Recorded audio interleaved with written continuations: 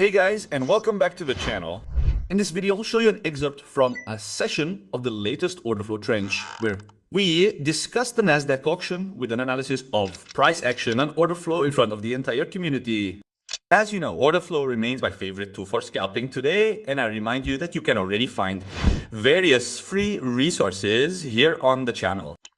If you want to learn with us live, registrations for the trench for the first quarter of 2026 end in a few days, so contact the team using the link in the description to reserve your spot. With a setup like this, you also have an excellent risk/reward, but you have to wait a little bit for the candle to close up here, right? Exactly, that's what he did. Now you can even reach $80 of risk and make $275. How much is that? One is when you have big trades breaking out. So when you have big trades breaking out here, what is the fallacy of this follow through? The inefficiency. This is the only fallacy of follow through.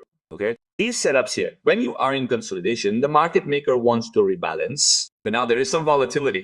Let's take a look at this setup for a moment. It's great. Let's think about it together for a moment. What did they do? Now they are back on these aggressive sellers, which failed. So they go long. And the slip works by reconfirming the positioning of the aggressive buys. And if they reconfirm the positioning of the aggressive buy, you see a single weak trade here, big trades here. That's what I did with RITs. Here it is. Okay. Now they start to populate on the top of the big trades. So as they rise and touch, especially look at the round levels. If they touch to 40K, they repopulate because it's a round number. They repopulate with the dot. Okay, here it is. You see? Boom. Dot one. If they touch here too, you go up the ladder. This is the follow through. That is. You go up the ladder on the last accepted big trades. So now what do you expect? That they did this, they revalidate this, or potentially the original one, and then they go back up and then revalidate the next one. That is, it's like a ladder. This is a decent initiative candle. This one here. Look how nice this test is. Here it is. If someone had entered here, they would say, I'm putting myself at zero risk. Then you can break through as you please. And this will pay you for R, but at least you took it with limited risk, not while it's weak down. But as soon as the first long and reduction long candle closed. On the top, do you see the ladder?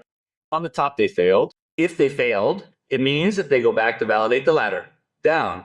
What was the ladder down? The ladder down is this whole mega cluster. There are 500 big buyers here. 1, 2, 3, 4, 5, 6, 7, 8. 8 big buyers. This is the drive. This is the momentum. This is the follow-through. So you return to momentum and you have a follow-through. If you absorb these and save up, make a new big trade, and then, well, go straight to target. Of course, there will be a masterclass with this guy. Come on, there was a bit of volatility in the evening. What happened here? Comment. What happened in here? It's decided in the candle close, but what happened in here? They've reconfirmed it to you now. I want you to understand the logic. Then, Diego, if you do it on the minute, if you do it on the second, if you do it with the ranges, who cares? Romano said, what do you care? You have to understand the logic of how the market moves, but you can enter wherever you want, Diego. You can enter. It's not the time frame that determines the entry. Look who dominates here. Big trade, big trade, big trade, big trade, big trade, big trade. Do you have aggressive sellers here too? Yes. The time frame doesn't matter. You're reading the data. Damn you. It's clear. Again. Aggression. What happened? On the wall. Good. I would like Diego to understand this. This one, that you do M5, M1, that you do as big trades with a range with a minute. You are reading data. Look how nice, guys. Here you closed, obviously. When you do a big trade like this, on the top you close, especially if it is close to the zone. You took on 3R. If you can close here, because here is the risk that everything will be reabsorbed at the maximum of the wick, or here, in any case, you close in this zone.